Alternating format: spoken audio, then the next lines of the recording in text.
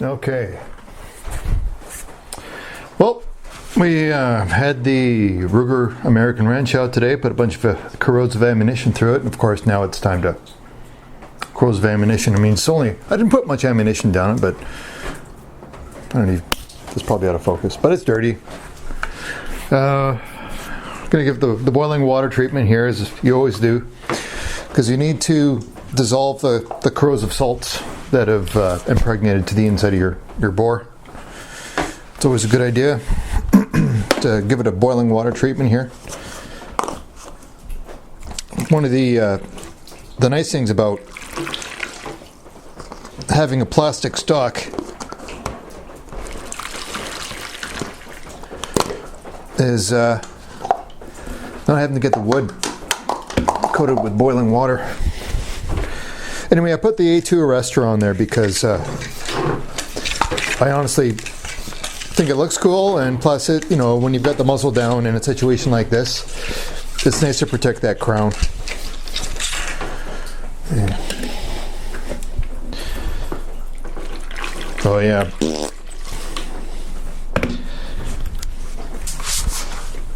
I'll leave that there. It'll drip all over the place. So I'll show you what went out to the range today. There was too many people, if you know what I mean. So I couldn't really do a shooting video today, which I hope to be able to do. But we did some shooting. I'll show you some of the results and the rifles that were used, including the Ruger American wrench.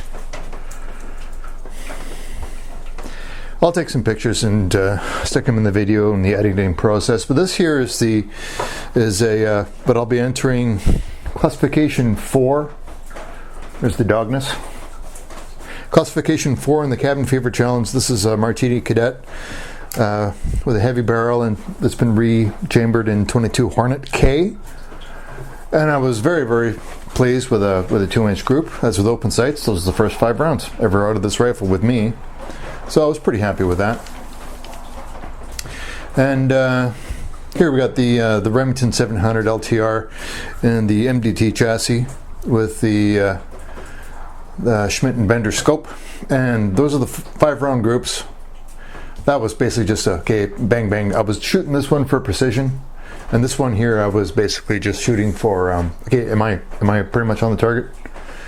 And so that's pretty good. I'm very happy with that. That's with the 77 grain Sierra Match King Ballistic tips, and that's a 1-9 twist barrel, 20-inch barrel. So, you know, I was thinking, geez, you know, maybe that's too heavy for that twist, but apparently not. And Ryan Stacy put me onto that awesome load. Here's another one, just a zeroing with the 223. Down here, we've going through the process of trying to get zeroed. I think I started here with the ranch. Went there second, trying to move things around, bringing it back up, and then that was my last group. Those are 5-round groups. This one here is 1, 2, 3, 4, 5. I guess that's about maybe 2.5 inches. However, I'm kind of limited as to what I can do with that little Pillad scope that's on there. Let me show you that.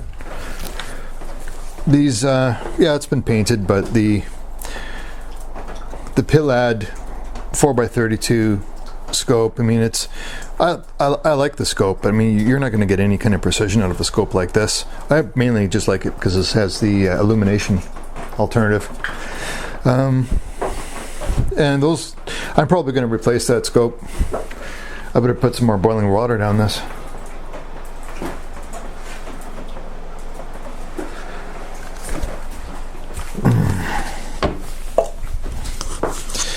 Yeah, too many people today to make a shooting video.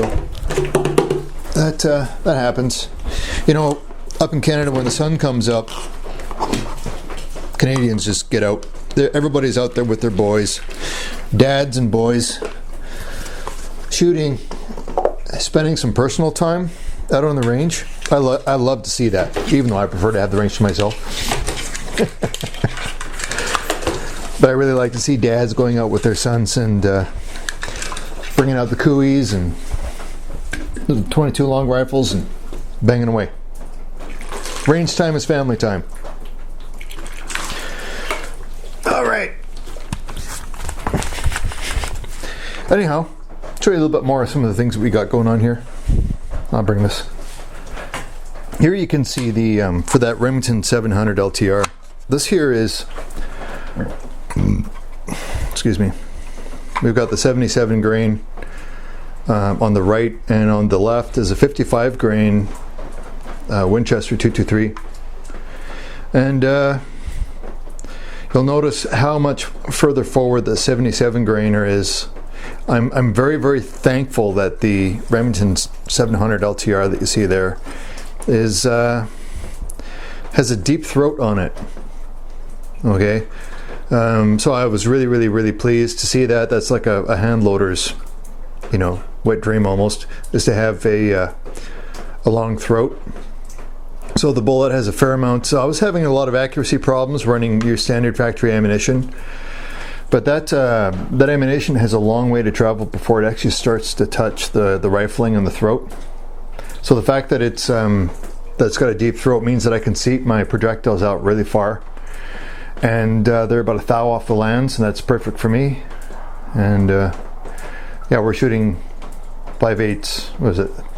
Yeah, about 5/8 inch groups at 100 meters. So pretty pleased with that. Not quite a one ragged hole group, but maybe under the right conditions. I'm also very impressed with the Ruger branch. I mean, I was shooting this lacquered steel case ammunition through the rifle today, and you'll notice that it's not in terribly good shape. I mean, there's some corrosion here. I mean, look at the top. That's not a lead tip. That's actually corrosion, where the steel is it's not good, right? So this is not high quality ammunition, and I'm getting 2.5 inch groups with a fixed 4-power scope, and the aiming point sucks. But you know, I'm pretty happy with that. If I were to hand load for that rifle, which I don't intend to, it might be a different situation so far as what that rifle can do. On the left you can see a 25-20, and on the right you can see the 22 Hornet. That's your standard 22 Hornet. That's a 45 grain bullet going approximately 2,500 feet per second. Now the modified cartridge, the 22K Hornet, gives you roughly about another 150 feet per second muzzle velocity, and with little gun, the powder that I'm going to be using, you apparently can get into the 2,800 feet per second threshold, but I'm probably going to be around 2,750 by the time I'm done. You know, it doesn't need to be a tremendously faster bullet. I mean, it's somewhat limited so far as that is concerned. The 223, however, is running a 9 twist, and as you can see on there, on the Sierra box there, that really it's meant for 1 in 8 or faster twist.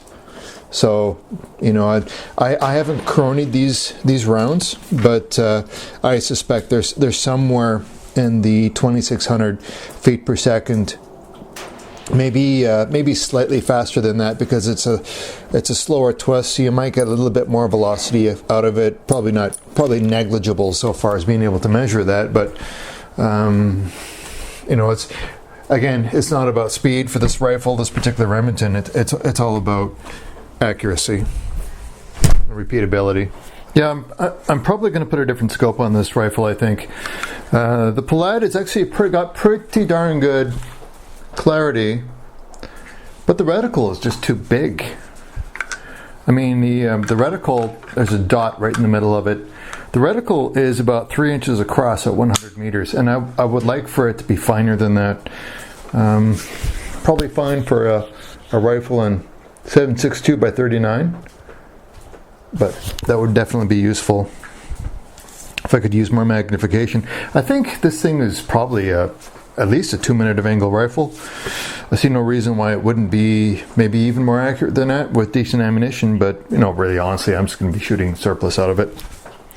For the time being, I'd say that if it comes down to reloading for it,